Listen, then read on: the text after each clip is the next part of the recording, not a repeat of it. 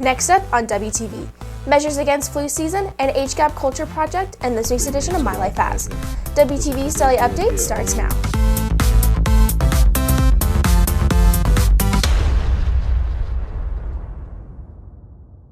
Hey there, Hog Nation. Today is Thursday, December 8th, and I'm Karina Grokhovskaya with Today's Daily Update, brought to you by Wingspan TV. Even though it's not yet winter, flu season is in full swing, but the school is taking steps to try to minimize the spread of the flu.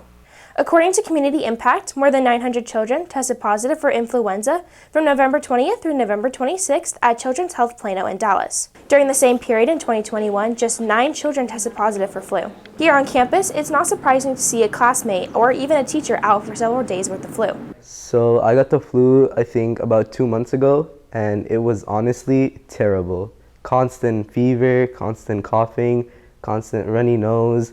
I was bedridden for like a week. The advice I would give to other students is that as soon as you get even the slightest of symptoms, you need to get that checked out because you do not want it to extend. In the effort to help reduce the spread of the flu, the school took action last night with the flu fogging and will continue tonight. Fogging is done in the schools whenever there are a lot of cases or an increase in cases of COVID and influenza as well. So it's not new to the district this year. It's been happening with the COVID outbreaks in the last couple years. However, flu cases are increasing a lot lately too. So as that increases and I see those numbers go up and sick kids in the school, we can call custodial services to come and fog the school. Crowded hallways and classroom desks could infect students, and while frequently touched surfaces are easier to clean, hard-to-reach areas might be contaminated. Fogging the school sprays disinfectant to help sanitize those areas and helps combat the spread of influenza and other viruses. So it is a surface disinfectant that is just sprayed on all surfaces in the classes. So the flu virus can live 24 to 48 hours on hard surfaces. It's shorter on soft surfaces like clothing, but hard surfaces like desks, doorknobs, things like that, it can live for up to a few days or 2 days. So that will help kill it, and it can also help kill COVID virus on surfaces as well. Earlier this year, Nurse McDavid suggested students and staff get flu shots as a way to help reduce the chance of getting the flu or minimize its symptoms. AB Human Geography is currently learning about culture, a vital part of our daily lives. WTV's Gilbert Aluga dives into the unit. There are more than 3,800 cultures in the world, and learning about them all would be nearly impossible. But these students are beginning to understand what culture is all about. To me, culture is like not assimilating completely. It's focusing on your traditions and actually participating in them. Learning about culture is important for everyone. For Gia Sharma, it's about understanding classmates better. And our school has so much diversity, so learning about all of these cultures and actually understanding where your classmates come from and how they celebrate things at home helps you get a better understanding and a deeper understanding of the world. For teacher Ben Manning, learning about culture is about familiarizing yourself. It just opens your mind and your horizons to new ideas, new cultures, things maybe you're not as familiar with. Reporting for WTV, I am Gilbert Aluga. UIL is one of the biggest events for our Liberty cheerleaders. WTV's Kaylee Caldwell has the details. Since September, some of the school's cheerleaders have been practicing the UIL state competition and creating a show that demonstrates their skills.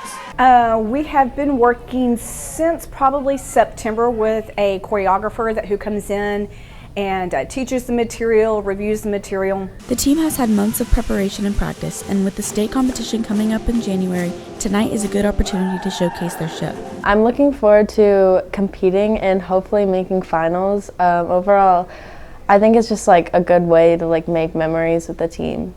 The show off is today from 6 to 9 p.m. at Independence High School. Reporting for WTV, I'm Kaylee Caldwell. On this week's edition of My Life As, WTV takes a look into the life of boys basketball player John Dupree Buford. So to start our practice, we all just go to half court and get in a big circle to stretch for about 5 to 6 minutes. After we get done stretching, we go into the first part of practice, which is usually just a couple of warm-up drills our coaches have for us. This particular day, we start off with 3-man 2-ball passing. Just a quick little drill to get our legs going. Then we did 28 and 2, which means you have to make either 28 mid-ranges or 28 threes in 2 minutes. Then we did dribble reads, which is just basically passing and finishing drill. After that, we went into Indian or Indiana post moves, whichever one is called, to help with our moves and finishing in the paint. And to end the first part of practice, we did Texas shooting to get shots up and see who can really shoot for real. But that's all, folks. Have a good day.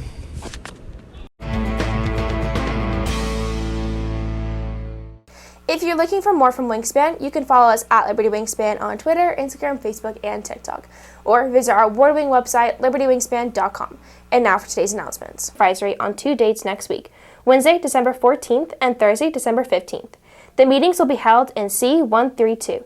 It is imperative that any prospective seniors attend one of the meetings. Christian Teen Fellowship will be meeting today during advisory in C231. Join Mexican American Studies Club. Their next meeting will be Christmas themed on Wednesday, December 14th during advisory in Ms. Franco's room, C215.